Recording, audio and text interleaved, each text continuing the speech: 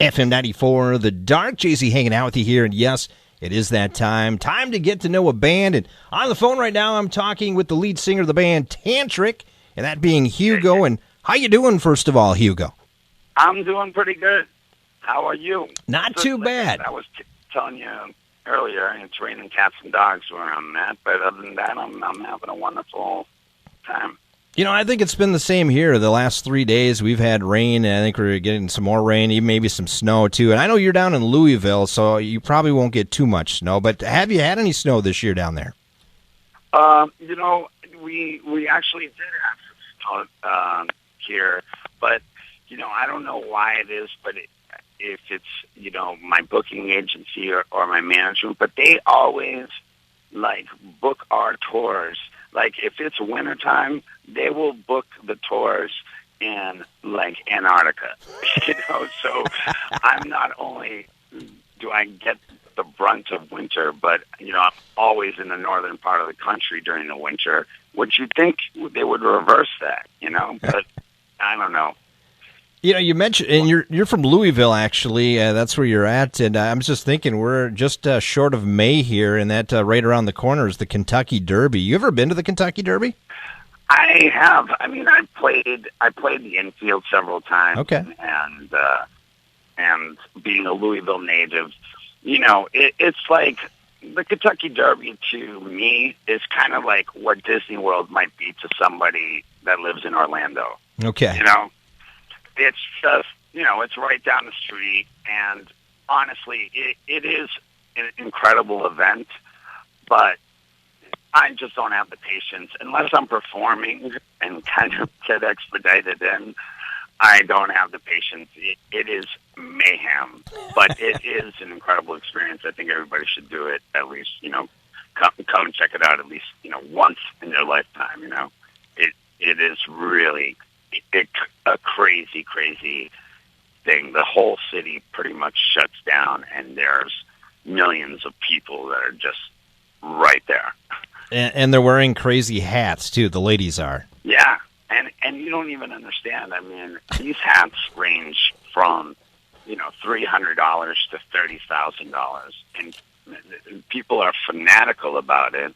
They actually, as soon as the Derby is over, they're already thinking about next year's hat. I mean, they take this seriously. Hey, we're talking with Tantric's lead singer, that being Hugo. We're going to talk about the band. Let's talk about the band a little bit. And I guess, Hugo, first of all, give us some history of the band and how it all came about. All right. I'll try to make the long story short. The band has been around for 15 years. I was in another band previous to this in Detroit, where I lived for a long time.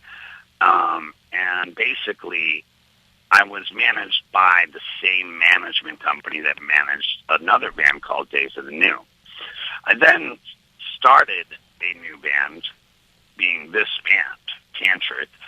And when I initially started it, the singer for Days had changed his lineup, and it just so kind of worked serendipitously that those guys ended up playing with me, and we did a couple of records together. And then, since then I've changed lineups many times, and depending on what type of record I want to create. But, I am the sole member of the band and really the sole songwriter. I mean, I do collaborate sometimes with people, but I normally just write all the stuff in my home studio, and I'll play all the instruments initially. And then, I try to use players' individuality that I bring out on the road and or have record with me on the record to I kind of use them as instruments as well, because everybody, there's the basics of playing music are the same, but everybody who's a guitar player has their own individual style. Thus why this record, being our 6th record, but our 5th release, has so many guest appearances on it because I really wanted to like make this record. First of all, it's a really personal record, but it's eclectic within itself, you know. So I wanted to bring in old friends that would actually, you know, highlight the songs. And, you know, like, for example, Shooter Jennings is on this song called Mosquito because it's got this really country, dirty twang to it. Mm-hmm. And, you know, it was perfect, you know. And then I have, ironically, and a lot of people are like, really? Leif Garrett is singing on a song on the record. I've got Austin Winkler from Hinder singing on a song. I have, you know, Greg Upchurch from Chris Cornell playing drums. He's also in Three Doors. You know, so I utilized a lot of different people in the execution of the recording. So I really like this record. It took me a long time to get it all together the way I wanted it. But, you know, I got it done, and now it's just up to the fans to buy it so I can make another one after this. The record is 37 channels, and actually it came out in September. You mentioned the first song on there, Moscato, and then now... Mosquito, excuse me. Yeah, it's you know, I'm from Minnesota, so I'm used to the mosquitoes. Right, yeah. Well, basically, it's kind of a southern saying, you know, it's like them damn skeeters, you know, in the South, you know, and the song is kind of about people like suck the life out of you. So I just thought it was kind of tongue-in-cheek to call it Mosquito. A little southern draw to it. I like it. You know, the one thing I wanted to ask you, too, before we get more into the album and that is your name, Tantric. How did that all come about? You know what? It wasn't. I wish that I had this really incredible, deep story about it, but I didn't. I'll tell you, and it's kind of a comical story. When we initially got signed, the band, for lack of a better name, and it was a horrible name, was called Carbon 14, C14. Mm-hmm. Okay. And then, you know, I always hated the name, and we're like, you know, we can't release it under this name. You know, it was just ridiculous, you know. So, you know, I'm just like going literally through names, and we were at the record plant in Los Angeles mixing the record. So this record is already recorded. We still didn't have a band name, you know? And the hostess, the girl that worked up front, you know, in the lobby, who I ended up like, you know, dating a little bit while I was there. She was like telling me about tantric energy and tantric sex and all of, you know, she was very like kind of you know, hippie, but very into like, you know, meditating, and, you know, she was a flower child, and that name, I really liked the name, and I really liked what it stood for, and you know, our music's kind of like, you know, it's a little trippy a little bit at times, and I don't know, I think that it just, you know, caught my ear.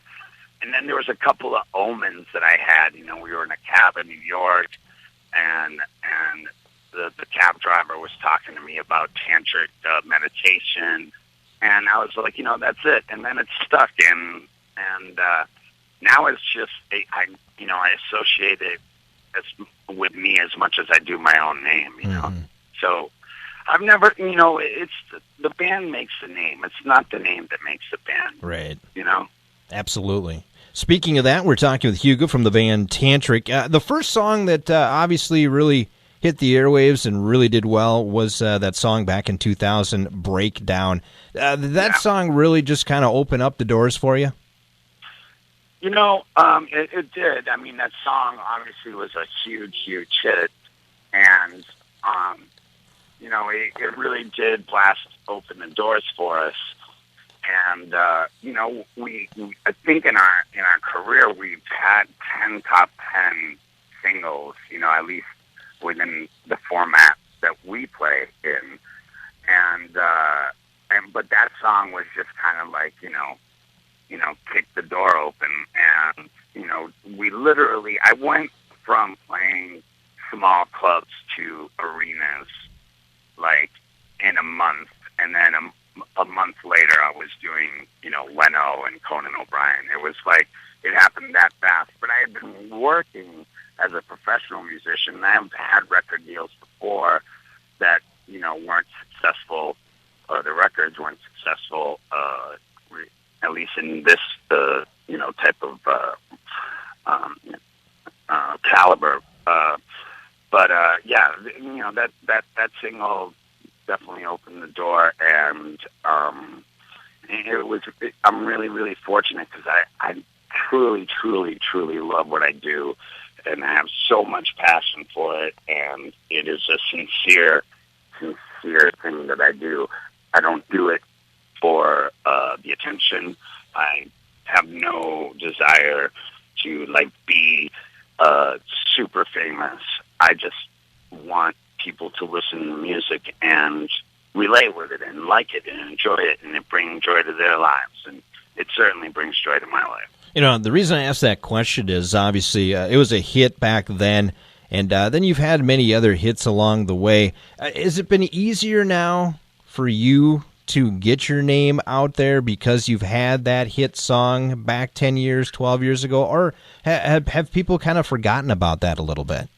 No, I mean, like I said, we've been pretty consistent in releasing records, and with every band, the people who buy the records are divided into subcategories, and there's the diehard fans, that are just die-hard Tantric fans that don't even have to listen to a record.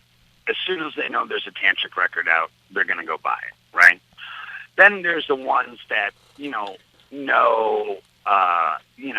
like the song that's currently playing on the radio, and they'll buy that.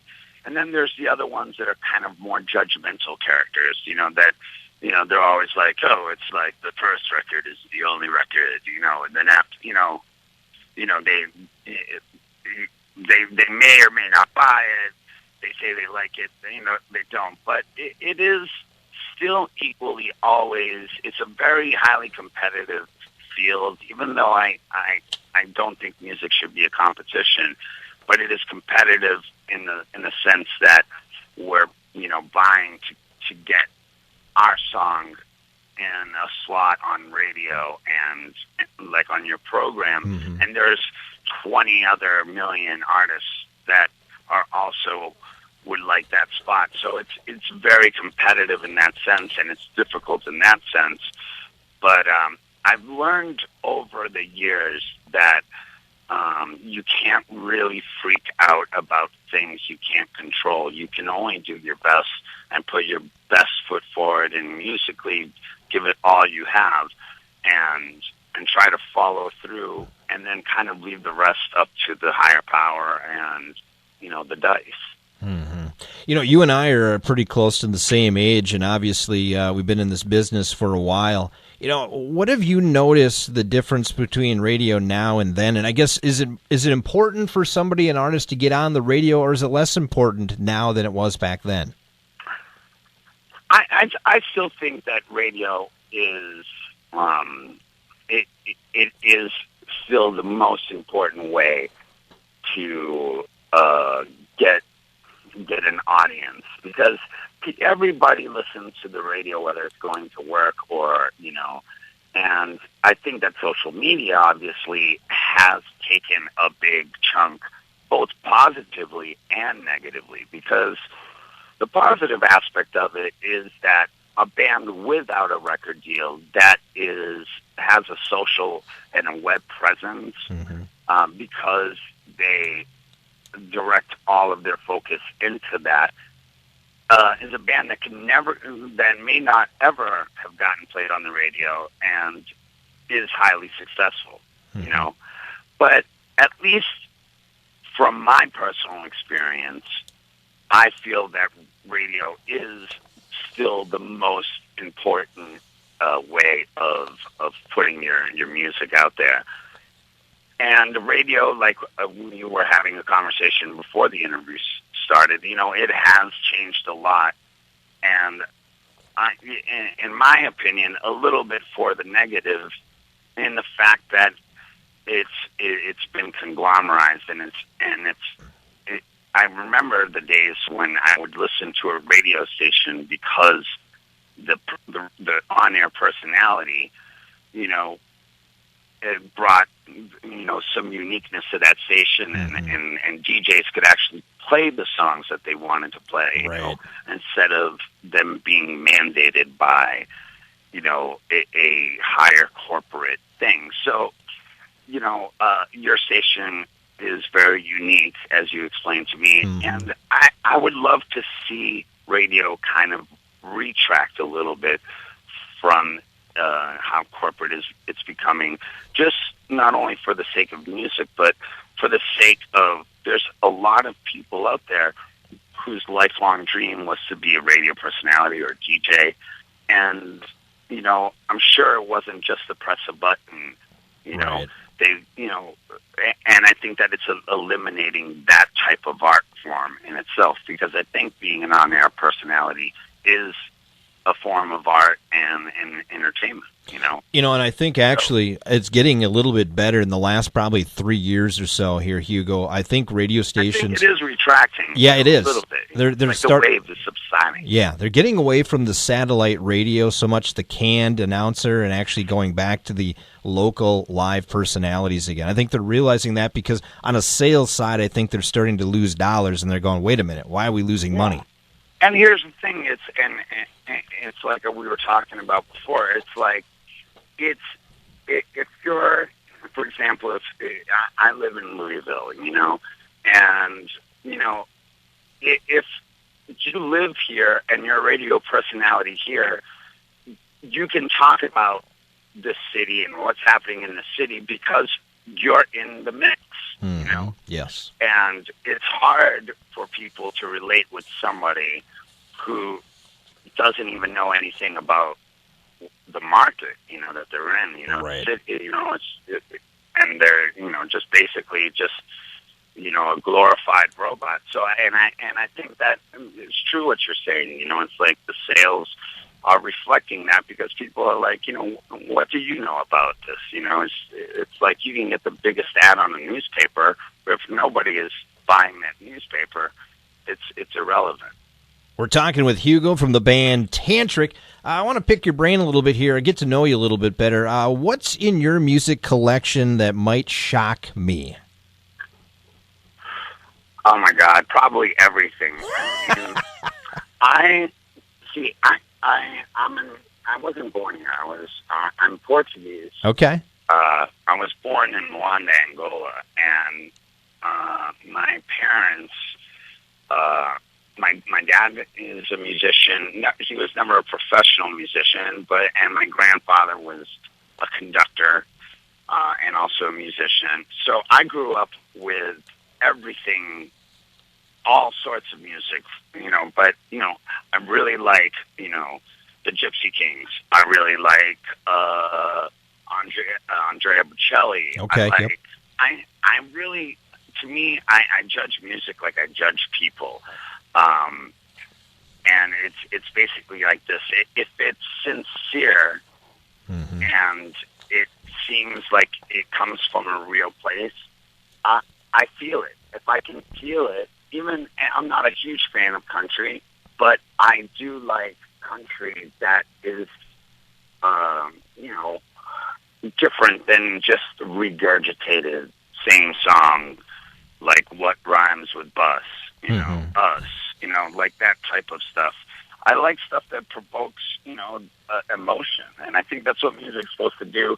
Whether the emotion, it doesn't always have to be some deep, thought. It can be fun, but I think it just has to instinctually feel like, this guy really likes what he does, and it's, and this is fun, and I can believe what he's saying, Absolutely.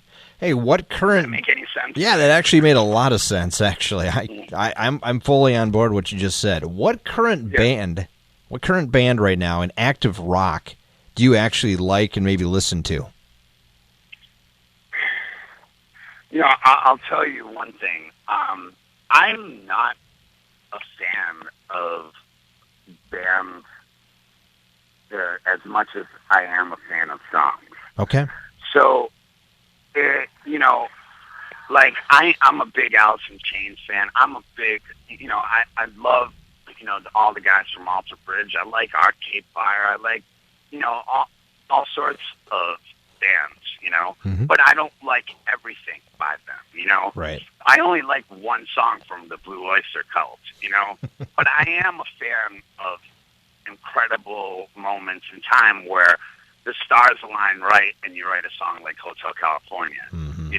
and that is really what I'm a fan of, like when everything falls down perfectly and a song is born that is just, part of our ecosystem sonically as anything, and that's really what I'm a fan of. But there are a lot of good bands out there that put out great songs, and sometimes they put out okay songs, and sometimes they put out crappy songs. And to me, I'm not a really big fan of any particular band.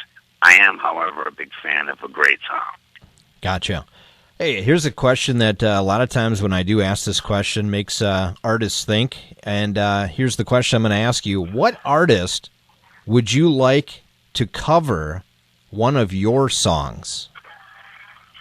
Ooh, that is a good question. Wow, that is a great question. Well, I guess,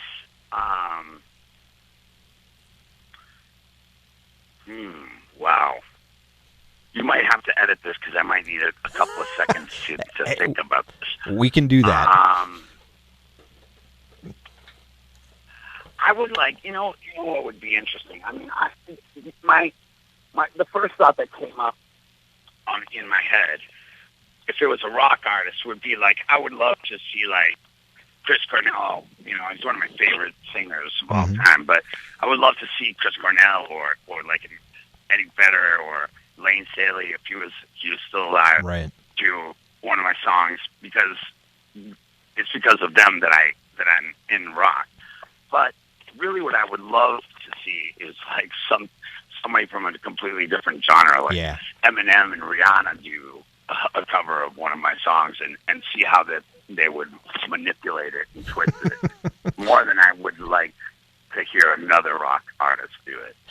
Yeah, and that what song would you like to maybe have like Rihanna or Eminem do? Is there one maybe in particular? Well, I'm a big hip hop fan. Okay. And I integrate a lot of hip hop cadence into the lyrics. Mm-hmm. As far as the speed and delivery of syllables. So I guess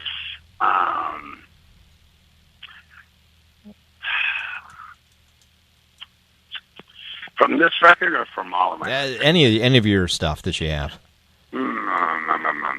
There's a song that came out of my first record and that I really love, and I always thought would make a cool like hip hop transition. It's called "Live Your Life." Okay. And I just think like the rhythm and like the groove of the song would be really cool. Obviously, if it was like a collaboration between a pop singer like Rihanna and Eminem, obviously it would be changed a little bit. But I would just love to see what they would do with that. Because I'm a big fan of both of those artists. So. Being a Detroiter originally. Okay. I love my boy M. Well, we'll have to get him on the phone sometime and make this happen, huh? That would be amazing. It's funny. I knew when me and Kid Rock and Eminem, we all kind of grew up in Detroit and in the same time period, and basically kind of all got our record deals in the same time period. Mm-hmm. So, and we knew each other before, and I know Bob Ritchie, which is Kid Rock. I know him a lot better than I know M. I've only met him, a few times since him signing with Dre. but it would be awesome to see it. Hey, we're talking with Hugo from the band Tantric. Just got a couple more minutes here with you, Hugo. One more question for you, I guess, with these kind of fun questions we're asking. If you were in charge of a 3-bill band for the night, it'd be Tantric along with 2 other bands that you'd be playing with that night. Who would you like to play with? And they don't have to be in the genre you're in. No, as a matter of fact, they would not be in the genre. Exactly. So who would those other 2 bands be? I would love to see, let's see, maybe a really good hip-hop act, a really good, maybe like country or bluegrass act, and so maybe let me think about this. You see, you're throwing me these stumpers because now you got my mind going. I'm like, this would be so awesome. Exactly. Hey, that's what I'm here for. I'm a really big fan of, and actually, I just did a show with these guys, and it was awesome. I'm a big fan of Cypress Hill. Okay, yeah. So maybe like Cypress Hill, Tantric, and Fiona Apple. That would be good. Mm-hmm. I like that. Completely different genres, but all of them, I believe, are just incredible artists. Cypress Hill, we just did the Earth Day birthday in Orlando. Okay, yeah. And we had performed, and Cypress Hill performed right after us. And, they're, in my generation, they just exude awesomeness. As far as, they're just so epic to me. And it was just such an honor to, be on the same bill as them, Absolutely. Hey, let's talk about your new song that's currently spun right here on The Dark. It's called You Got What You Wanted. It's off the album 37 Channels. Talk about that song a little bit. Well, unfortunately, I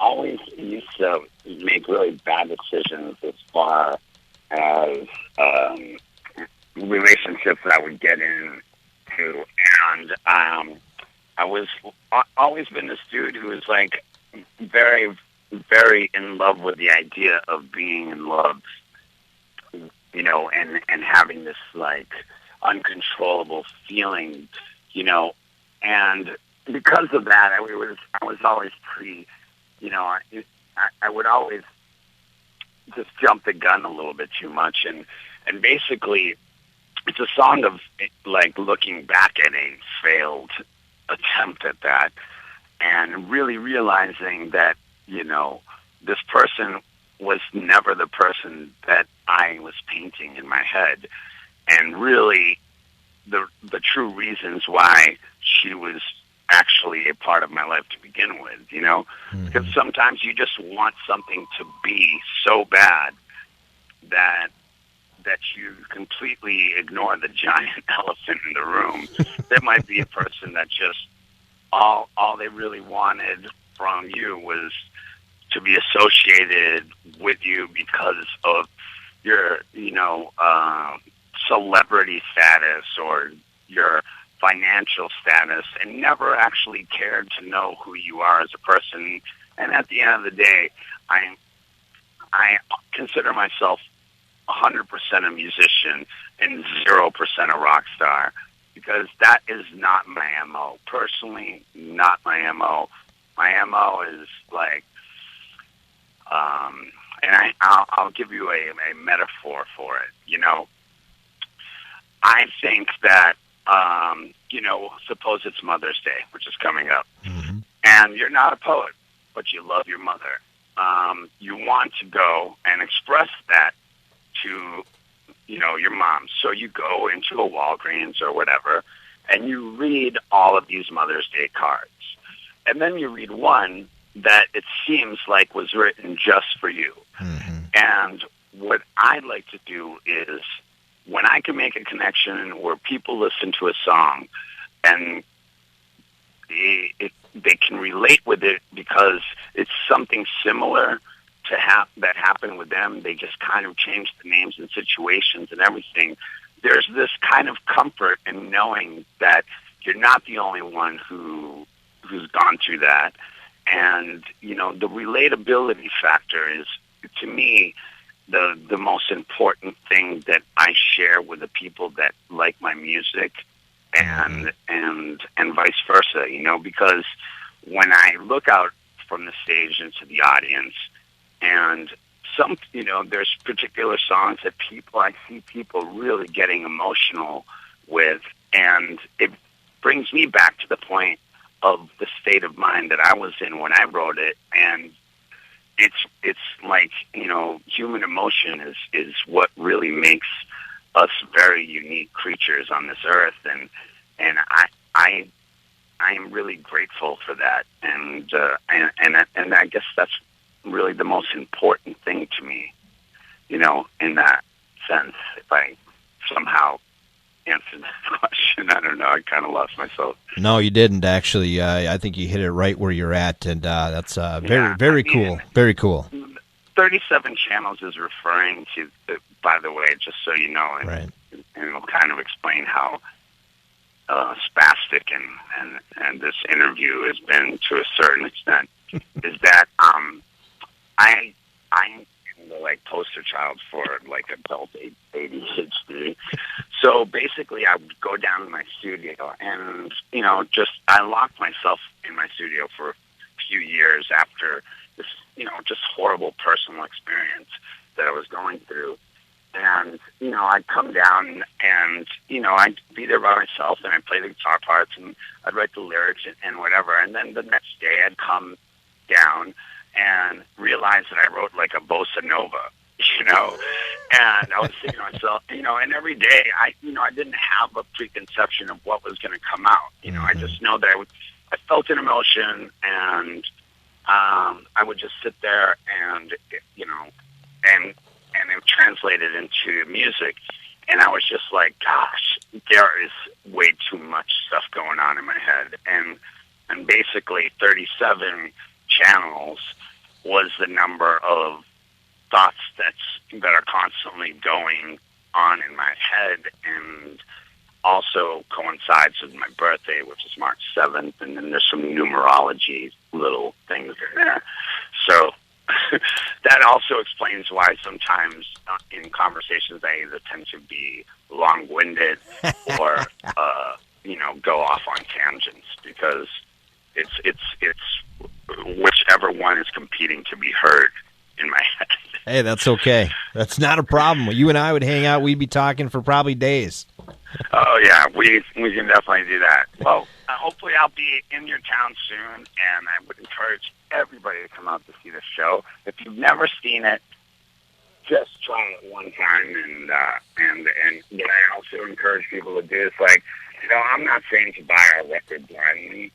I'm just saying there's ways of you hearing this record for free online. You can, I mean, the day that it came out, it was already, you know, on YouTube. Mm-hmm. And that's fine. There's nothing you can do to control that. But if you go online and you listen to the record and you really like it, don't illegally download it. Right. Support the bands, whether it's my band or somebody else's band, because, you know, great bands are not able to create records anymore. A lot of the bands that I've loved, just because so many people just assume that just because you're somewhat famous or in this type of business, that, you know, one thing isn't going to, you know, one download isn't going to hurt. But that multiplied times everyone is you know, just causing the death of great art, you know? Absolutely. I 100% agree with that. You guys are out there doing what you love, but also you'd like to get paid for what you're doing, too. Yeah, and it's not an easy job. No. Trust me, it is not an easy job. No, not at all. Especially being on the road a lot, which you guys are what you're doing right now. You're actually on your way for a short little tour here, aren't you? We've been on tour for about 7 months now, and I intend to tour the rest of the year. And we're going to be releasing the Greatest Hits record here for the holidays, and Unplugged record EP, and we're going to be releasing this record with some bonus tracks. But, if you just go on to facebook.com/tantric, like all the info and updates of what's going on is always there. And just so you know, we don't have people that go and run our Facebook. We actively talk to fans on Facebook. Feel free to go and ask me any question, and when I check it, I will answer it. And anybody who knows Tantric knows that to be a fact, and that is me. And I do like to think and talk to people about that. Awesome. Hey, you know what? We're going to give them a treat right now. We're going to play your latest song, You Got What You Wanted. Sound good, Hugo? Thank you so much. Yes, it sounds great. And again, thank you for your time and for allowing me to be on your show. And much props to you for being unique and really promoting music. Well, thank you, and you keep playing that great